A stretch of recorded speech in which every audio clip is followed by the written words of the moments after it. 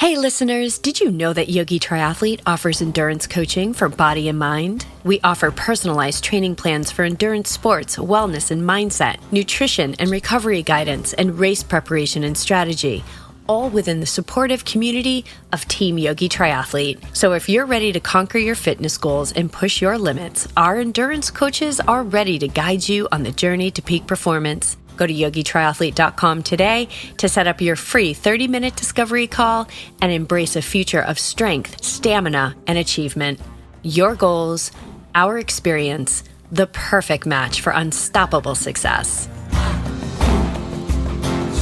You can't stop at the first sign that says this isn't the time. Like, you gotta believe, and you gotta do the things. It's how committed are you? Like, how committed are you to this belief in yourself that you can achieve these things? Like, constantly keep going and not be satisfied with what you've done in the past. Well, and you think you've already done enough, then you're done. Yes. Right? Yeah. That's the thing too. You always have to know that there's more that you can do.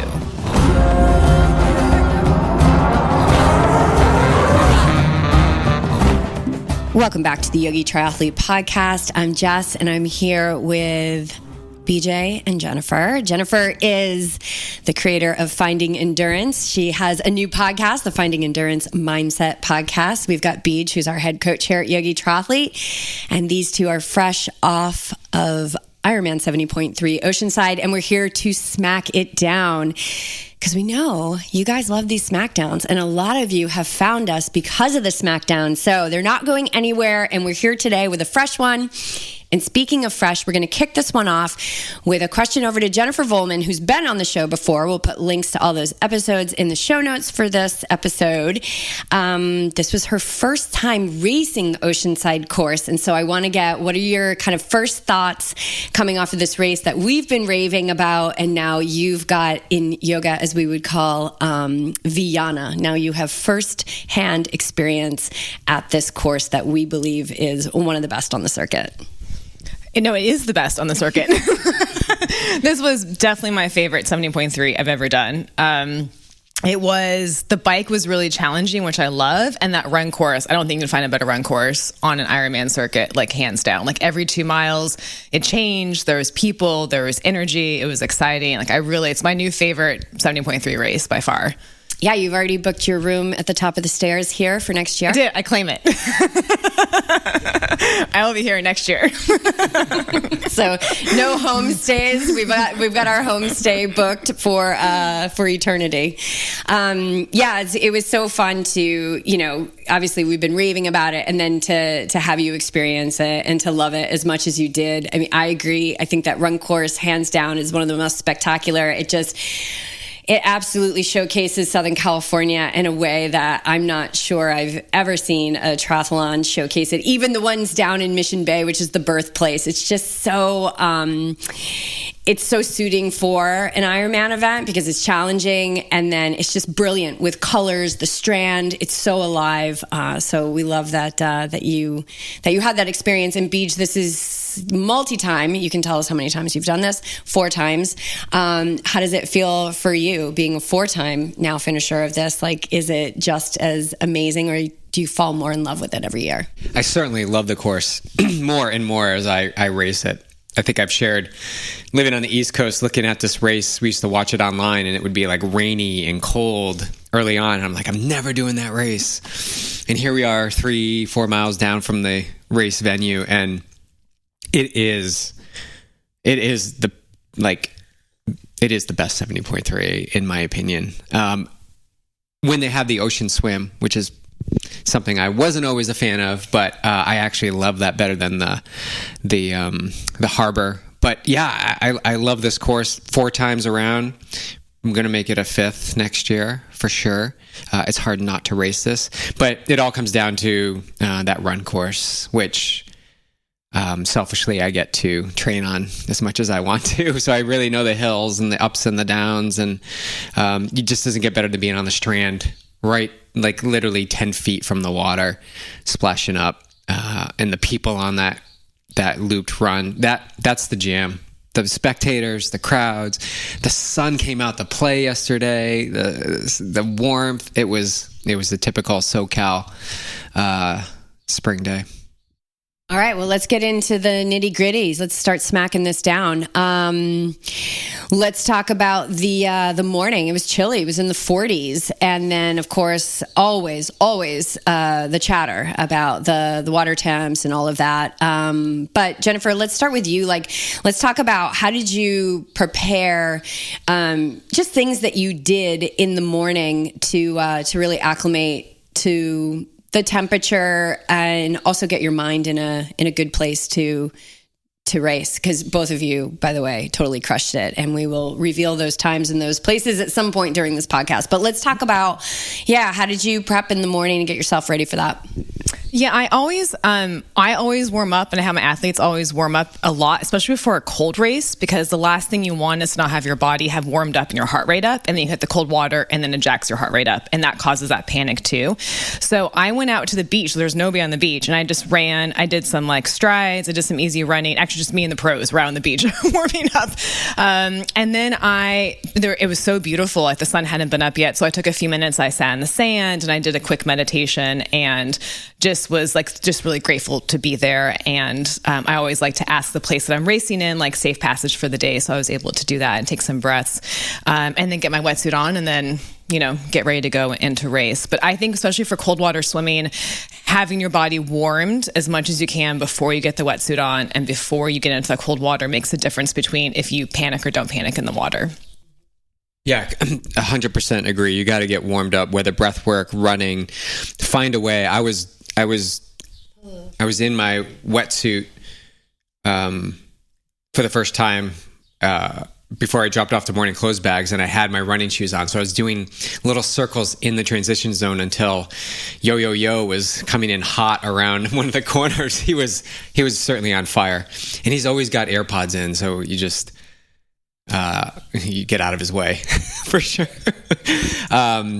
But warming up, and obviously the pros are doing it, as Jennifer mentioned, on the beach. They're doing it in transition, so they know it works. So yeah, getting that breath work in, I think, is super important. Getting the breath of fire, the tense and release, like doing these things to get that heart rate up, but also like really not feeding how cold this water is going to be. Like understanding it's cold every year, guys, at Oceanside. It's going to be cold. There's no swing in temperature that's going to bring it up to a non-wetsuit swim. It's going to be cold, so expect it to be cold. So do the things like in the morning, layer up. I had 5 layers on in transition, including the yellow puffy. Yes. And when I had to actually take those off to put on my wetsuit, I wasn't that cold. But one thing I want to ask Jennifer, because she mentioned this when we were standing around, you put a miler. Did you put that? Oh, that was space Julie. Blanket? Oh, Julie did. That's that right. was really smart. Yeah. So putting like the space blanket you get at the end of the race, like cutting it up and put it right against your chest, right, is what I was understanding. Then your triathlon kit, then the wetsuit on top. Yeah, that was a good idea. Yeah. Because that takes away the need of like a vest, and that's not very aero. Like, why would you do that? Oh, to stay warm. It holds the warmth inside. So you swim with it, and then when you get on the bike, which is probably going to be cold for the first, 15 to 30 minutes, you don't have to put anything extra on. Mm-hmm. So you're still aero. You've got the warmth. And I had a space blanket downstairs and actually thought about it for a second. No, it's a good idea.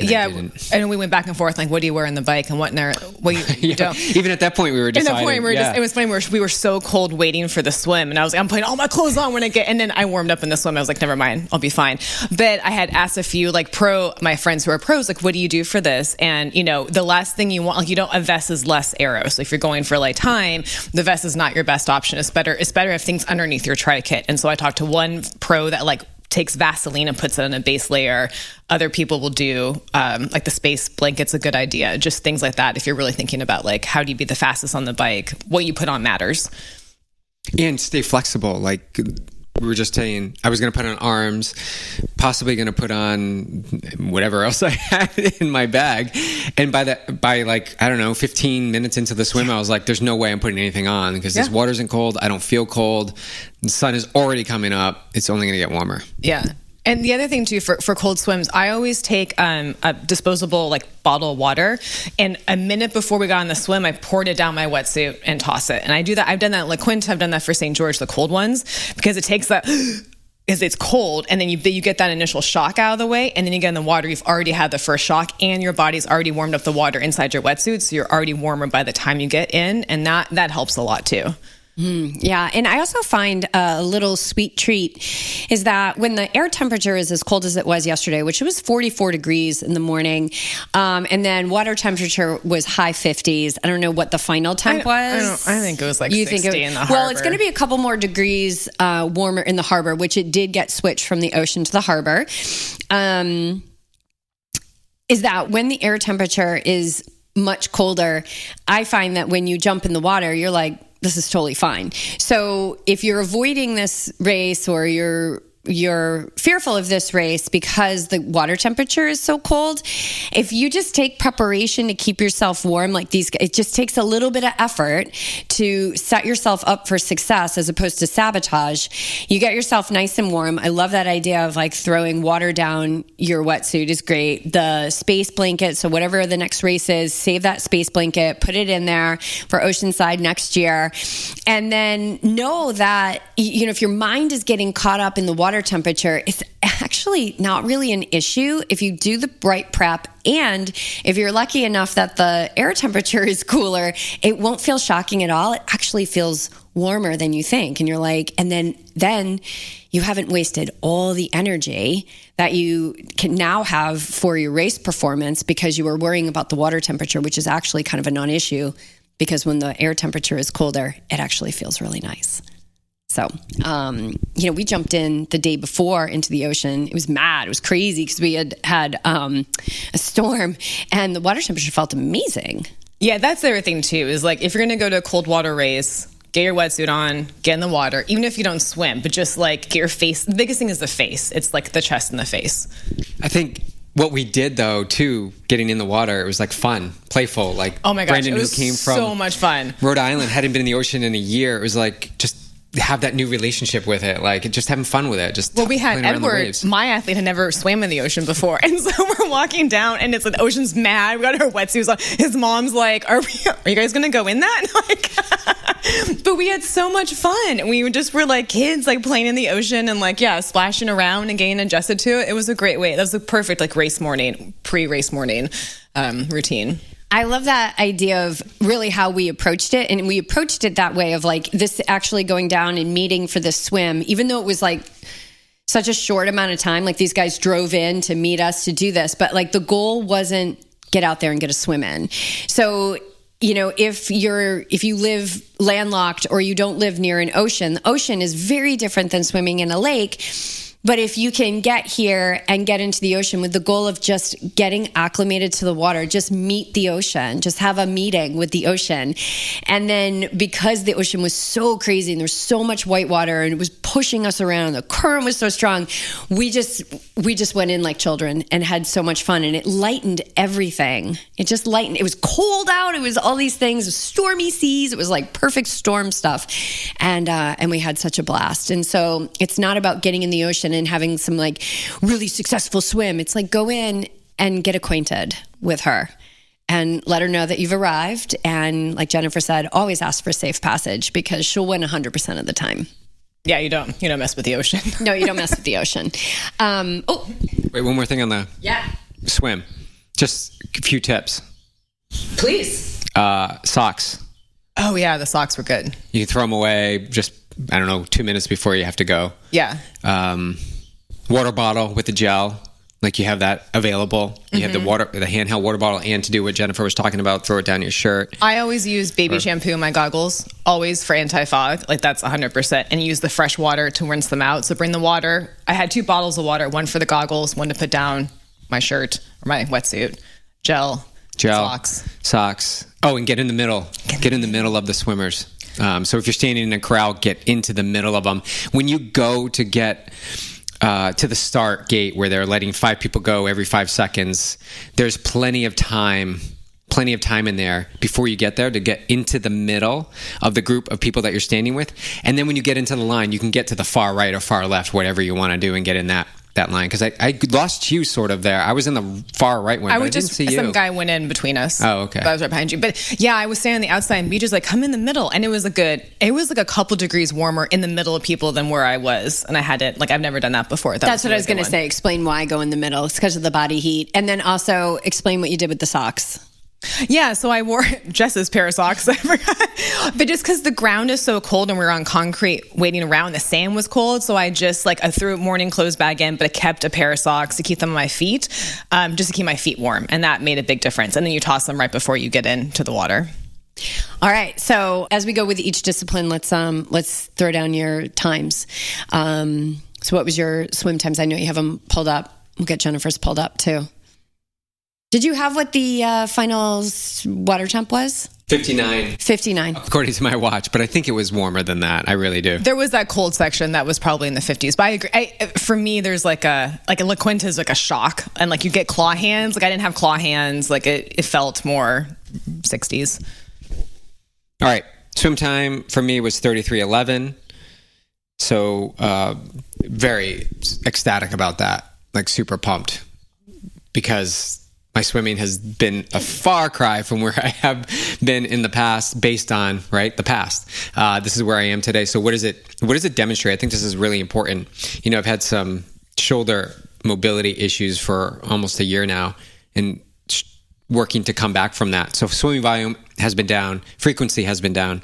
So what does that mean as an athlete or as a triathlete? Like, really do what you can without irritating it anymore and slowly move your way into, some strong swim sets, which I've only done a prescribed swim set the past 2 weeks. Focus on the bike and the run, do what you can, and trust, that you have this fitness and just that you have this fitness and ability to pick up where you left off. Like you have the skills necessary. So I was about a minute, 90 seconds off of what I normally swim. So with all that said, and I got stronger on the bike and run, you got to celebrate that. You got to be in gratitude for it. Of course, it's not what the mind wants. It's not ideal because you have this evidence of the past of all this volume you've done, but that's just not where I was this time. So super, super pumped with it. I think you were maybe less than a minute off of your time last year when you had all this swim volume. So I think it really speaks to mindset. I've watched you over the last year, just keep moving forward. What can I do? And there was a lot of times we were at the pool and you were just kicking from one end to the other because you're literally couldn't even lift your arm. And, but staying in relationship with the water is so important. So mindset.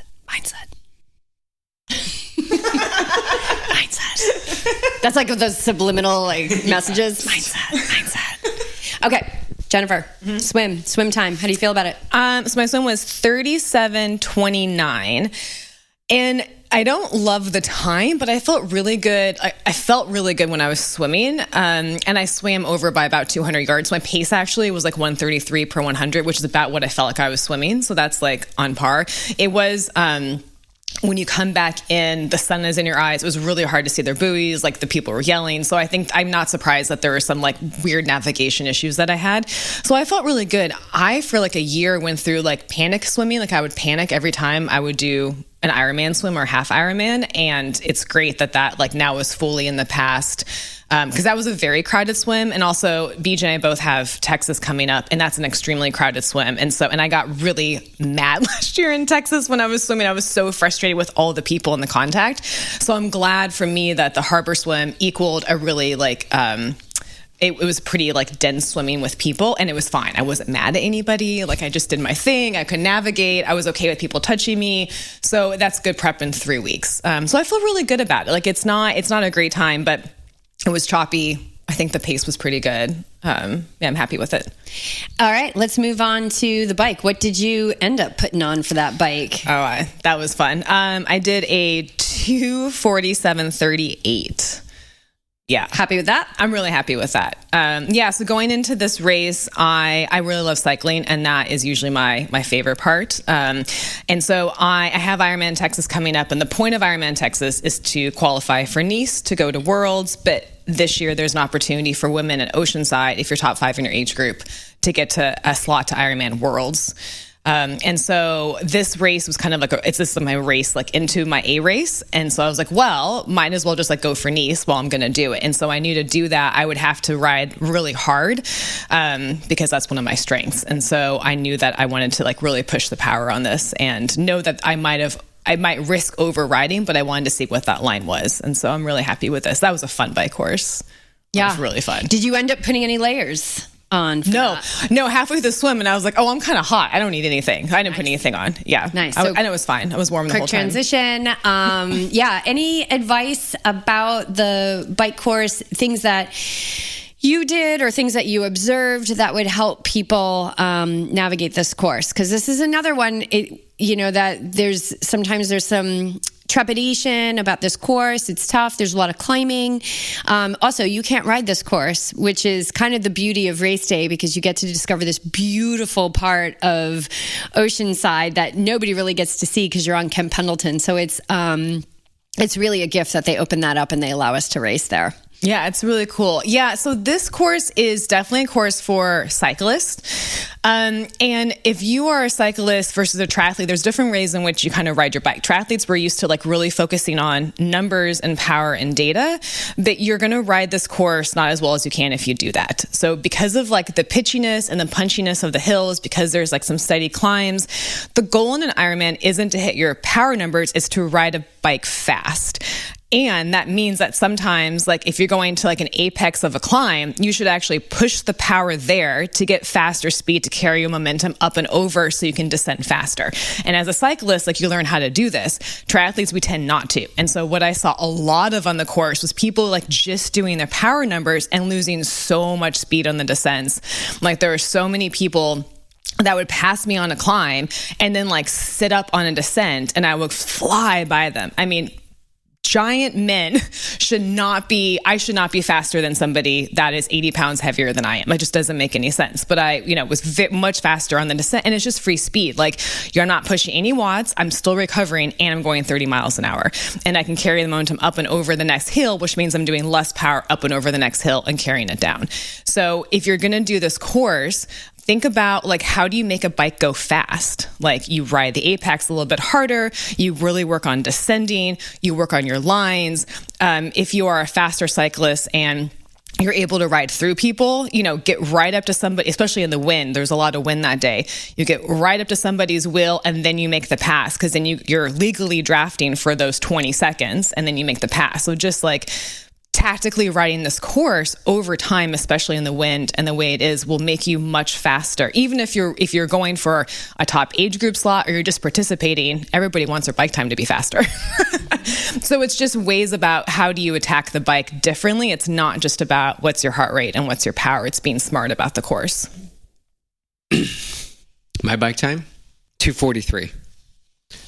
So not my fastest bike there, but also really happy with where it was based on, again, training for an Ironman versus a half Ironman. But the goal for me was to stay in aero. Like I've really, really been holding myself to that commitment of being able to hold power in aero position when possible and watch that habit I've built where I just pop up. And for no reason at all. Of course, there is you need to stretch your lower back, but stayed in as much as I could. I love this bike course. I think you can get carried away in the first 15, 20 miles and feel like this is awesome. Like it's flat and a little bit of rollers. And, I'm really feeling it today. That next 30 miles, so important. As soon as you take that right turn through the gate, after you go over the highway, you go through the gate, you turn right, and then you get a little ways, and then you go up that big first hill. Like that gives you a good sense of what to expect coming next. But yeah, I felt good on the bike. I held back early a little bit because I wanted to really push power towards the end with my glute. Just focusing on something that's happened in the past, and I want to change that. So kept a higher cadence, lower power early on, and then that benefited me towards the end. Also, I will say, like, as you do this course more, you really start to learn the sections where you can push and sections that you can carry your momentum, like Jennifer was talking about over the hills, but also the groups of cyclists together. So there's this one point on the course where I always run into 7 to 10 cyclists who are just like grouped together. They're in the pack, right? They're just hanging together. And of course, my old self comes up, and I'm just shaking my head as I'm with them, like, oh, don't they, like, you got to keep moving. If you're gonna move, you gotta move. And then I realize they have nothing to do with how I feel. Like, I can take action on this. And so in the past, I think the first 2 years, I would hold back and just hold my distance behind them. And then the past 2 years, I've taken the initiative of, I'm going to pass them. I'm going to pass 7 to 10 people. Like, I'm going to give it a go. I'm going to use a match to get in front. And I did that one time yesterday with that stretch, the final 10 miles. I passed this big group, and there were some strong cyclists in it, just by the way that they were biking, the way that their bikes were. And I got to the front, and I'm like pushing. And I'm like waiting for them to come around me, and they weren't coming. I'm like, oh my God, I'm leading this group. Okay. And then the mind was like, okay, they're all sucking my wheel. And then again, I was like, it doesn't matter. Like, you stay the course, be here now, stay awake and ready. And, which you had shared with me before the race, which really helped because there were a lot of chunks missing in the pavement yesterday, more than in the past, a lot of holes. But I was at the front of this group for a really long time. I want to say like 5 to 10 minutes. I was like, no one's coming around me. And then they finally all came around me. That's when Deepak came around me. And then we kind of chatted a little bit. But yeah, really happy that I was able to stay in aero and then have the power to hold to the end. So super happy with the bike going into Texas. I think it's really important to set yourself up like this and feel good. Anything that's close to your A race, like, feeling good is the most important element of all of this. And if you don't feel good, you've got still a few weeks to adjust and adapt. So yeah, pretty happy with the bike. All right, let's talk about that epic run course. How'd you guys feel coming off the bike? Those first few steps where, you can, if they're showing up or they're not showing up. How'd they show up for you, Jennifer? Yeah, I was really worried. Well, because I knew I executed my bike plan perfectly, which when I was ran that like razor's edge of like maybe over biking, maybe not. And because I've been building for an Ironman, I haven't really been doing a ton of like steady 70.3 watts. So it was kind of like, and then it was much pitchier than I thought it was going to be. And so I was like, and I too burnt quite a few matches because if I decided that like if I was going to pass somebody, I would always say yes to passing somebody. Like, that's how I was going to attack the course. And so I did lots and lots of passing. And they felt really heavy. Usually I feel pretty good off the bike, even in brick sessions, but my legs were like muscularly very achy and like really heavy. And like, they were not like, it stayed that way for like a long time, like more than I thought it was going to. And during the downhills, I'm like, okay, let's do a downhill. They're going to turn over. And I was like, nope, they're not. Damn it. So I was really worried, but I went into this race having one plan, which was if I'm going to be top 5 at Oceanside, it has to be like my best executed race and there's no other options. And so that means that like, yeah, my legs feel bad, but I have to stay on the pace I want to stay on. And then if they give out, they give out, and that is what it is. So I stayed at like the top end of my pace range. I wanted to be like sub 8s. And so I stayed like right at that 8 for a while, just hoping that like they would turn over. And a good friend of mine suggested that if ever you're having difficult with like a cadence or heavy legs, to do strides within the run. So there's this great downhill section, not super steep, like moderately downhill. And so I did some shakeout strides every downhill that I did. And that finally got my legs turning over. And then by the time I got to the turnaround, I was like, oh, there they are. Thank goodness. So that felt good. And then I could trust it. And then I'm like, okay, because my heart rate was low, like the effort was fine. It was just my legs were heavy. And then once they started turning over, I could pick it up. And that felt that's a fun course to feel good on. It's really a fun course to feel good on. So my run time ended up being a 1:43:25, which is my fastest half Ironman run. And it was actually almost my fastest open half marathon run. I haven't done open in a long time, but that was pretty close to that. So I felt really good. Ended up with like a 7:50 pace. So ended up running, my goal was the sub 8s. And before I kicked it at the second turnaround towards the finish line with about 3 miles to go. Before I did that, I know I could sustain that pace. I had a lot more miles left at that pace, which is exactly what I want to feel going into IRONMAN Texas. And now I know too, I learned the lesson that my legs can feel like really heavy if I bike really hard, but it doesn't mean that I overbiked. It just means that I have to like stay with it and stay patient and do what I can to get my legs to turn over. And so that's a good lesson for me. I've never had that experience before. And so I'm glad that if I had been like, well, it's okay, Texas is soon, whatever, if I feel bad, I'll back off and like drop down to 9s, my legs, one would have felt the same. Like 8-minute pace was going to feel the same as a 9-minute pace. They were going to hurt no matter what. And I would have lost my spot to Nice. Right. And I wouldn't have learned the lesson that like, if I stuck with it and did the cadence work, then I could get the legs to flush out. So I'm really glad that I had no other backup options for me. And I was okay if it meant that if I was going to walk the second loop, I was going to walk the second loop. Like I've done that before. Like I've walked plenty of Ironmans. Like, I know what that's like. So I was okay doing that too. So it sounds like your mindset was dialed in prior to this. Like you were locked into plan A and there's no plan B or C or D. And we're big fans of that. I mean, that's why YogiTriathlete exists, because there was no other option. And there continues to be no other option. That's why she's going to exist tomorrow and the next day and the next day, because there's nothing else we can do. Mm-hmm. But let's say you've got an athlete and they're starting to go down the, oh my God, I'm going to lose my spot to Nice. Like my legs feel awful. I shouldn't have gone so hard. And now the mind is falling. Like what's like a tip you would give someone for in that situation? They come off the bike, they've gone on the razor's edge, they're in a good position, but now the legs aren't showing up and their mind is starting to fall into like, more negativity. What would be something they could do to kind of at least get them to some kind of neutrality or in that present moment to stay with it? Yeah, I mean, so both, you don't know what's happening next and you have no idea what's happening to the people around you, right? You have no idea. And usually I always know if it was hard for me, it's hard for everybody else. The other piece is like, what can you do in that moment? Like there is a lot you can do in these long races. Like usually, can you go to the aid station, get calories? Maybe you need some water. Like what are the troubleshooting you can do to physically take care of your body? That matters. And then I will allow myself or an athlete, like, okay, you get a minute. You get a minute to feel really sorry for yourself. Like take it. Like get it all out of your system, let it go, and now focus on how you do the rest of your race. So that way you're not like fighting it the whole time, but your whole focus is, how do I take care of my body? How do I stay focused on the next step in front of me? And sometimes maybe it's aid station to aid station, maybe it's house to house, like whatever it is, just keep on focusing. How do I move forward to the next part and the next part and the next part? And you just stay focused there. And so many times these long races, things turn around. If you can keep your mind steady, your body will turn around if you have the fitness and the ability there. And then sometimes it doesn't. Fine. But that's better than spending 8 miles hating yourself and like being angry at yourself, right? You rather spend 8 miles getting to the next part and getting to the next part.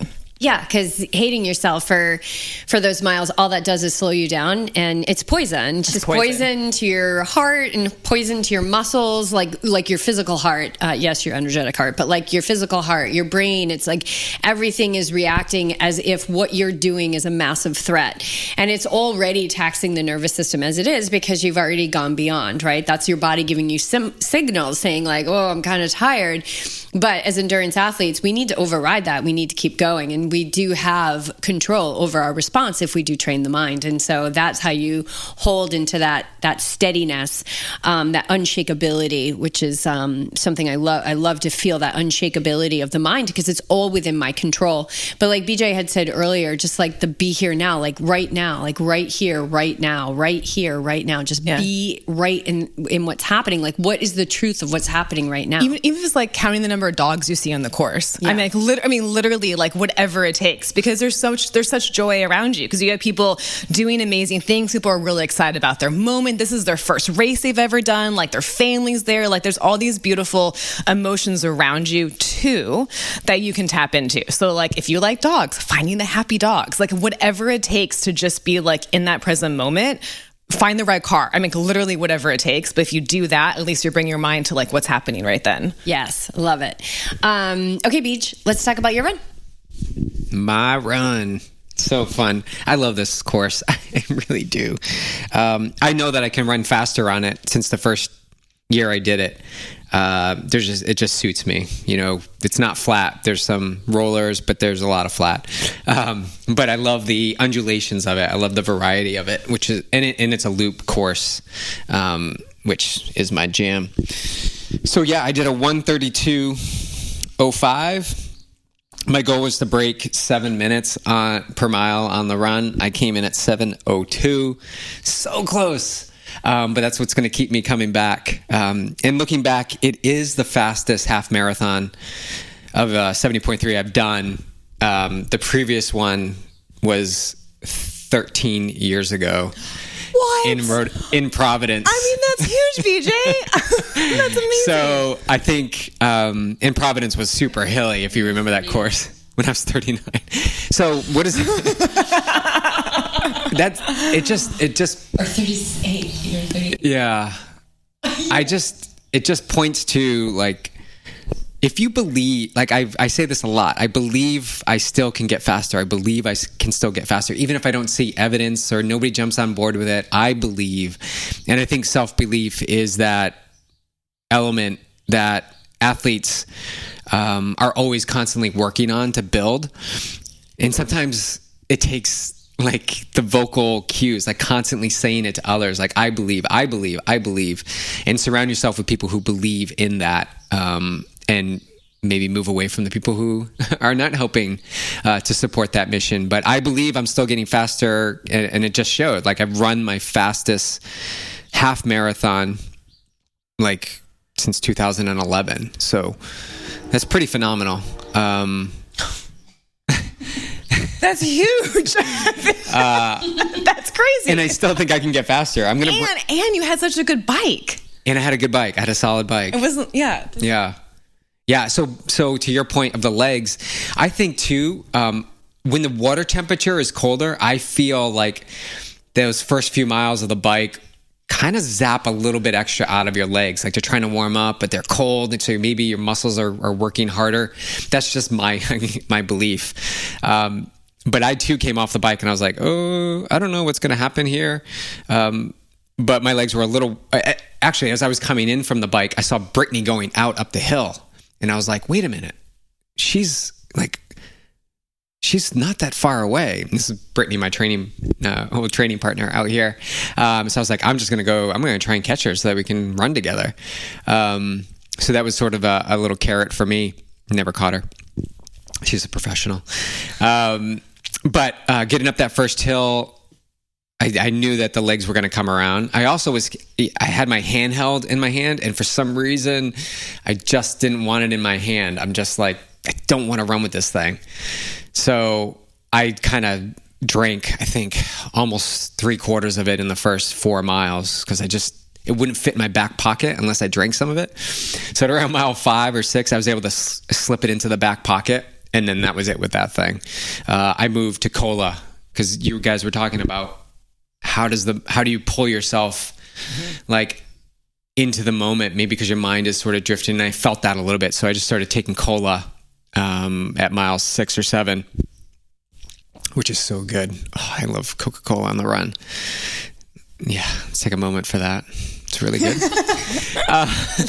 Liquid gold. Liquid gold. And I had this really amazing soul out there, Andrew, at the far end of the course, who was giving me really good splits. He was telling me where I was. He was like, you're top 10, you're running 30 seconds faster than the next 3, which puts you in 7th. He was conveying all this to me while I was running, which was awesome.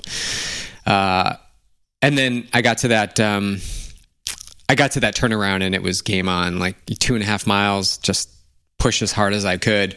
That's a tip. Like, when you get to that turnaround, you really have a descent right after you turn around. There's like a nice descent. You can pick up some momentum. You go around the street, a U-turn, and then you go up just slightly a little bit, but then it's like flat the whole way to a nice descent, and then one last hill up that is not that bad. It's probably like 30 seconds, 45 seconds, and then it's literally a mile and change. And you can see it too. You can see the turnaround coming or the turn. Yeah. Amazing crowd support out there. My carbon shoes are yet to be determined whether they're going to stick around, but they certainly helped. I could feel them. I could feel the springiness of them. I'm using the Hoka Cielo X1s. I don't know. The new Hoka carbon shoes. Anyway, we'll see if they stick around. But yeah, felt good. Pushed it along the strand to the finish and just pushed it as well as I could. Definitely was thinking like, can I hold this pace for an Ironman? Because I've been targeting like 7:15 in these runs. Most likely if I hit a 7:30 at Texas, I'd be ecstatic. So I was about 30 seconds off my Ironman pace. So as I was running those final few miles, I was thinking, can I hold this? And it's funny, as I was creeping towards a 6:50, 6:55-ish pace, I'm like, not so much. But when I would drop to 7:10, 7:15, I was like, oh, this feels a lot better. Like, I'm breathing heavy, but I feel this. This feels comfortable. So it's almost like I've trained my brain to. I was thinking, I think that was happening too when I got off the run. Like I immediately went to Ironman pace because I've been training Ironman pace, and it like took the extra effort to be like, no, like you have to do half Ironman pace. Did you feel that too? Yeah. And that's when I was, speeding up. I'm like, get out of this. Yeah. Like, turn the legs over, like push. You can push. And I liked how you talked about, it doesn't matter if it's 8 or 9 pace. Yeah, your legs are going to hurt. They're going to hurt. Right. Like that's always in Ironmans too. It'd be like, because my brain's like, slow down. And I was like, yeah, but like, it's not like the pain's going to stop. Like you'll be in pain if you're running fast or slow. So you might as well just run fast. Just go. Yeah. The downhills were awesome. Like I saw the video of Brendan coming downhill. I was swinging the arms. I was like swimming. I hit somebody in the shoulder. I mean, the bam coming down. So there's a couple steep hills, but this one specifically, you hit it after you climb the pier on the first loop. You go past the Top Gun house by the Seabird Hotel and you run down this like super steep hill. And you just got to send it. I don't even know how long it is. Yeah, but it's great if you do. It's definitely a trail run. It's for trail runners. It's for trail runners because then it goes right into a left so turn, and people are coming the other way. So you got to like be on, and then you carry that momentum along the strand, which you can carry it all the way until the lifeguard tower, which then you go back up on Michigan. So and you do that twice, and you also get to go up it once. It's so fun. Yeah, it's a fun run course. So stoked. Really happy with the time. Yeah.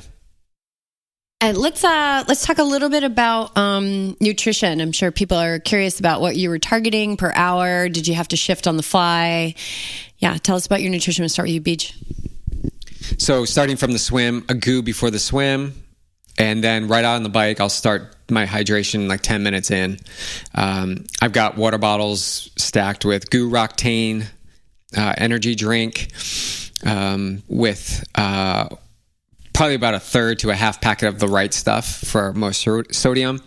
And then in my hydration system on the bike, I had a caffeinated, which is something I started using this race, caffeinated Goo Roctane. The tropical fruit, I think, is the flavor, with some right stuff in it as well. So I was constantly sipping. I didn't take any water in, didn't stop at any of the aid stations or to pour water, grab a bottle to pour water on my head. So I just stuck with those 3 water bottles, or 2 water bottles in the hydration system. I finished almost all of it, I would say. So certainly hydrated, and it showed when I had to go to the bathroom running into T2. That was fun. What was the amount of calories you took? So it's 250 calories per water bottle. Oh, I took a gel. I don't normally, but I felt like I needed it. So I took a caffeinated chocolate coconut Goo Roctane gel on the bike. So that's 100 calories, 750 or 750 with the liquid. So that's 850 on the bike roughly. And then onto the run, another 250 in my water bottle. I probably drank 200 of it, and that had right stuff in it as well. That was a Roctane mixed drink.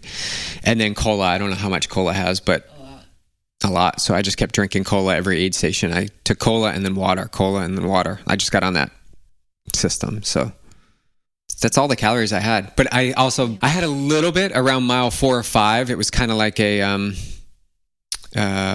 more diaphragmatic, I think, because I was breathing, because I was pushing. So it was just like calm your breath. So I just took a few deep breaths, and then it just went away. So it didn't have anything other than that. So I use, I had a Cliff Block, the caffeinated, like an hour before the swim start, like a little extra caffeine and sugar. And then on the bike, I used Scratch Super Fuel and the right stuff. And I had 2 bottles and I lost one on a bump. So I had my main bottle, which has 400 calories, and I had half a packet of right stuff. But I brought extra calories with me on the bike, so I knew I could make up the calories. So I didn't like stop to get the hydration. I knew I'd be fine with it, and it was pretty cold. And so I think I had about 300 calories an hour on the bike, which is probably a little low, which might have led to also why my legs were a little like heavy gain off of the bike. Had it been a hotter day, I would have had to have grabbed another hydration drink from an aid station to make up for losing the Scratch Super Fuel. But luckily with a short race, if it was an Ironman, I probably would have stopped and went back and got it. That's probably what I would have done. But I made the game call that it was going to be fine. And so I did that. And then on the run, I use SIS gels, which I really like because you don't have to take water with them. And so I like, because I get stressed out having to have like an appropriate amount of water with gels, so that I can just take it whenever I want to. So I like that. So I had 3 gels, and then mile 6, I switched to Coke. And then I just had Coke at every aid station going forward. So, I don't know how many total calories that is, but it was good. No GI issues. I was totally fine with that. That all worked out really well. Well, both of you crushed it. Jennifer, you held 4th. Like, you were just so solid in 4th. You went by me. I was like, all she needs to do is just continue to do what she's doing, because you had like 4 minutes over 5th, and then then 3rd had like 6 over you, right? So as long as you kept doing what you were doing. So you held 4th, got your spot to Nice, or you're going to get that email to go to Nice. So what does that make Texas look like for you, since Nice is already in the bag? Yeah, it's fun. It's always fun to have different goals for races. And so it's a relief to have my daughter's I told my daughter I would take her to France this whole time. She's going to go to France, so I'm going to go to France. I was like, I got to get a spot. Hang on. So now it's changed. It's actually made Texas even harder. It seems like it would be easier because going for a slot, but actually it makes it harder because now I have to like elevate what my goals are. So like to get a Nice spot with the way that Ironman is doing it this year, I probably could place not, maybe top 10, and I would get a Nice spot. But now I want a podium at Texas. And so now, like, I'm not going to be, now my level of like what I want to do is actually become harder. So I would like to podium at Texas, which is asking a lot of myself. But I think that given the way that I race and I fill the day, like I think I am there. And I would love to PR my Ironman, which right now is a 10:41 at Texas last year. And so my goal is to PR and get somewhere on the podium. So I'm excited about that. Do you think there's any, I know you even want to go harder, but is there almost like a sense of you don't have to be so calculated because you've already got your slot, you can risk a little bit more? Yeah. I was actually joking that like now I never risked things in an Ironman before, because it's just like, because something's always been on the line. So I have to always be like instead of like, I'm going to pass them, I would be like, well, maybe not. Like I'd be a little more calculated. And last year at Texas, I was really calculate on the bike, but I think it cost me quite a bit of time. And so, now I can be not calculate. I can be a little bit riskier on the bike and see what happens. And now I'm really confident in my run because of how good I felt yesterday running those paces. Like I think I've got a really good run in me. So yeah, I'm going to be a lot riskier.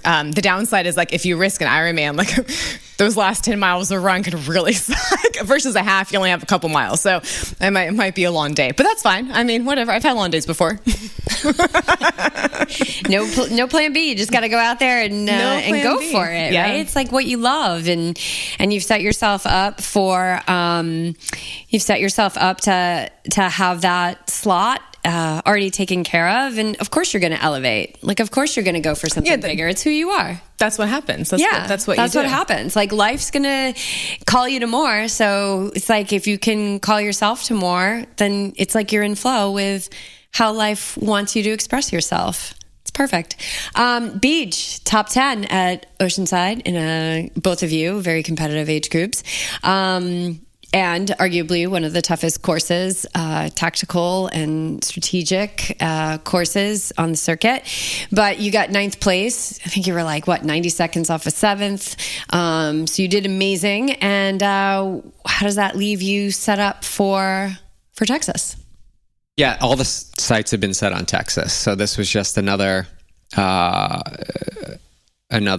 stop on the road to this fastest Ironman. But it's great that you can come out of a race, a half Ironman it's not like your A race, and still come out of it with like a really good display of how your fitness and performance is at this point in time. And it's all aligning for Texas. So I'm super pumped with the race with Oceanside. Like, man, yeah, I'm just so ecstatic to be feeling this way, not being able to lift my arm or not being able to move my leg after Arizona a year and a half ago. Like, there's a bunch of things that have led up to this moment yesterday that has been, months, years in the works. And I think as athletes, we get so caught up in the evidence of now, when if you just stay the course, like stay committed, like keep trusting and believing that it's all going to work out. It's always going to work out. This is the perfect example of it. Not being able to swim, and then it's only been in the recent weeks that I've been able to swim, and then right up until race day, like having sensation in not even the shoulder of opportunity, but the other one, and still being able to swim just shows you got to keep putting yourself in that opportunity to have the experience, and not shut it down way ahead of time because the mind just wants to be done with it. I think that's where I've been in the past, and where I see athletes too. They just want to, I'm not going to do the race, or I'm not going to keep training. And you got to keep feeding it day in, day out. There's always tomorrow. There's always tomorrow. So, anything can change, and it changes quickly. So leading into Texas, things are pointing really strong. I'm super, super pumped about it. Yeah. I really love how you're going for your fastest time at your mature age, because I think with the like a general consensus is like you should be satisfied with what you've already done. Right. Like you should be and it's not that you're not satisfied or happy with it, but that doesn't mean you don't want more. And so I see so often, like there's this woman, she was a spectator and she was cheering like, you've already done so much. And I was like, yeah, but we all want to do, like, we're halfway through the race. Like, like I know, but like, yeah, but I want to finish the race strong. Like, yeah, I want to participate in Ironman, but I want to, like when I first started, like, sure, I want to do it, but like, I want to win one of these things one of these days. Doesn't mean I'm not grateful for what I've done, but it means that I want more. And so what I love about it is like, I think you're very grateful for everything you've done, and you want to see what more you can do, what else is possible, what opportunities exist there, and like really embrace that. Yeah, I do. I'm not done here. I want to win my age group at some point too. Like, but it takes this relentless, like you can't stop at the first sign that says, this isn't the time. Like your body's not, you got to believe, and you got to do the things. It's how committed are you? Like how committed are you to this belief in yourself that you can achieve these things? Like constantly keep going and not be satisfied with, what you've done in the past. Well, and you think you've already done enough, then you're done. Yes. Right. Yeah. That's the thing too. You always have to know that there's more that you can do. Yeah. And I think when the sport is so beautiful, like it's a lifestyle sport. I love the sport. I love I'm not done with the sport. I've dabbled in a little bit of trail running and other stuff. But this is where my passion lies. And when you really like find that connection and love for it, this is something I don't see myself stopping right now. Like until I'm 100, I think, when I'm the only person in the age group winning every year because nobody's even come close. One of my favorite experiences, it's so cool because, we're good friends and BJ's a wonderful coach and you're a big part of my life, is I also had my athletes with me racing for the first time. And so back to the beach, but we had Chad there and my athlete Chad, my athlete Edward, and you guys were there and you know the course so well. And so like you're sharing your knowledge of like the course, and they're both both pretty new to the sport, and we're all in wetsuits, and like, you know, and you had your athlete there, and we're all jumping in being like children. This who nobody else is on the beach. Nobody's in the ocean. But a bunch of crazy people in wetsuits, like pretending like we're 5 years old in the ocean, because it is a lifestyle. And it was such a beautiful introduction to them, and them having so much fun, and now it's becoming a part of their lifestyle, and it's opening up them. And so it's just fun to see how, like, over time, you just kind of like bring people in, and the sport brings people in, and it brings them joy and playfulness, and also like a goal achievement. Like it fits all these different pieces of people's lives, and it's changed my life, your life, athletes' lives, and it's so fun to like see a race that brings all these people together to celebrate that. Yeah, there's a Chinese proverb that says, "Tension is who you think you should be, but relaxation is who you are." Mm-hmm. And there is a time, you know, to be serious, but that's not all the time. And, you know, to remember what you used to love as a child. And I think the ocean is a great teacher in that way. When she is crazy and powerful and coming off a storm, like there's no way that you can have any kind of power position there. So you might as well just surrender and have fun. And have that balance in your life. You know, I think triathletes have a bit of a reputation of being too serious, but there's so much more. Like, data and information is super important. Like, knowing where you are with your goals is super important. But don't forget to give yourself time for joy and doing the things that you love. And, you know, a lot of times athletes will come to us, and I know you've had athletes that have come to you, Jennifer, who have lost their joy, and they want to find it again. And I think that that's what you guys as coaches and myself as a mindset coach bring to athletes, is this ability to return to the joy, because somewhere in the mind that was lost, but it was only lost in the mind. It wasn't lost within you. And, you know, the other day jumping in the ocean was like probably one of the most beneficial things that you all did leading into this race. Well, and I was thinking of the much joy in the course. Like, there's so many times I verbally went, wee, because we were going down because you're going so fast. Or seeing friends on the course. Like, it was a really joyful race. Like, there were so many moments of just so much fun racing.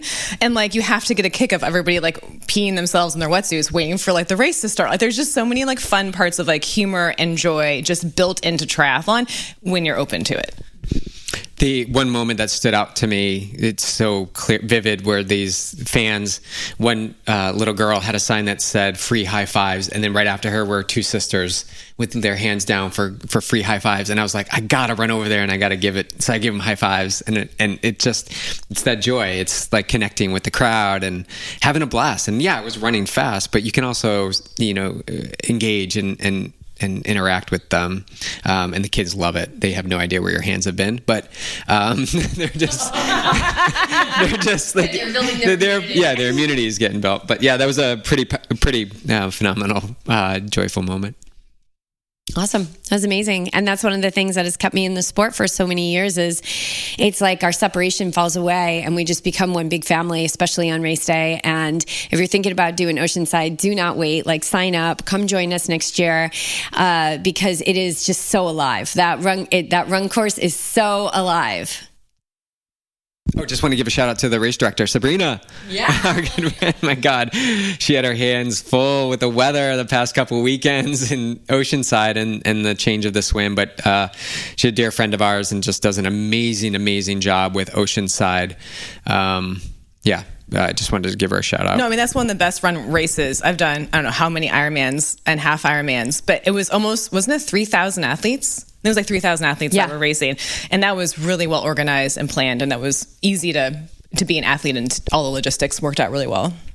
And leading into, and it was just a couple days before, but Ironman reached out and they asked us to lead a breathwork session. And so we led that, and it was amazing. So thank you for those who showed up, because, you know, standing on a stage with a microphone is pretty much like best moments of my life. And anyway, I just want to give a shout out to Brenda, who was there after the breathwork session. She came up to us and told us, she's been a long time listener of this podcast, so hopefully she's listening today. And I know she's learning and metabolizing a lot from yesterday's race. So just know that we're thinking about you, Brenda, and thanks so much for everyone who tunes into this show. We are, my gosh, 8 years into doing this podcast every single week. And I just want to thank all of our guests. Jennifer, you've been on here several times now, from the U.S. and from other countries. And I hope that there's going to be more remote podcasts from different countries. Oh, for yes, sure. Definitely. All right. Let's just tell people how they can find you or what you have coming up, and then we're going to wrap this up. Okay. You can find me on my Instagram, just my name, Jennifer Volman, and my website is Finding Endurance. And then I do a new podcast that I launched, Finding Your Endurance Mindset. And I'm a triathlon and mindset coach. And so I coach people around that. And then I'm organizing something in the future, some travel adventures of my own, which will be coming. One will be in Italy. And I think, Jess, you and I have a pretty awesome future one coming up too. Yes, we do. Jennifer and I will be launching something probably shortly after this podcast gets launched. So this is going to be for the ladies, and it'll be in the West, here in the U.S. And just a short little weekend. And so stay tuned for those details. We would love, it's going to be small. So when this thing gets launched, you're going to want to grab your spot, because we're just opening it up to a small community of women who want to play and dive into wellness and dive into some activity. And enjoy. Yeah, enjoy. And some amazing food that, oh my gosh, that's one of my favorite things in the world, is prepare food for people. So, so stay tuned for that. Beej, any final words about who you are, what you're offering, what's going on? Are you just are you slammed? Do you have any more room for athletes? You're pretty slammed right now, but I know Melissa's got some spots. Yeah. Yep. All the above. Got my fastest Ironman coming up. I don't know what's going to happen after that. Kona is the goal. So that would be amazing to be back in Kona in October. I've got Massachusetts 70.3. I've got Lake Placid Ironman. Racing with a bunch of team members in Massachusetts. We've got a team going to Oregon that you'll be representing with. So on the same day as Placid, Jess will be at Oregon with some of our athletes. And we continue to grow and expand, and love building this local team here and getting people to come up and train with us in person. And Melissa, Coach Melissa as well, over in the Philly area, is taking on athletes. And so if you're there or just anywhere, you don't have to be in person. Melissa's a great option. Plus, she's a master herbalist. So if you haven't heard, she knows her herbs and can help with not only women's wellness. If you haven't listened to those 3 episodes that we've put out here on YogiTriathlete, she's also helping athletes specifically work through fatigue and things like that. So she's a great resource. So reach out to her, reach out to YogiTriathlete, and connect. Let's connect. Let's see you at some of these races. Come up and say hi. We may not always have Clark, so you may have to just be Jess and myself, but that's okay. All right. And if you're going to Texas, reach out to BJ and Jennifer. You guys will see them there crushing it, and they'll be on the sidelines after they finish, cheering everybody on. Thanks so much, guys.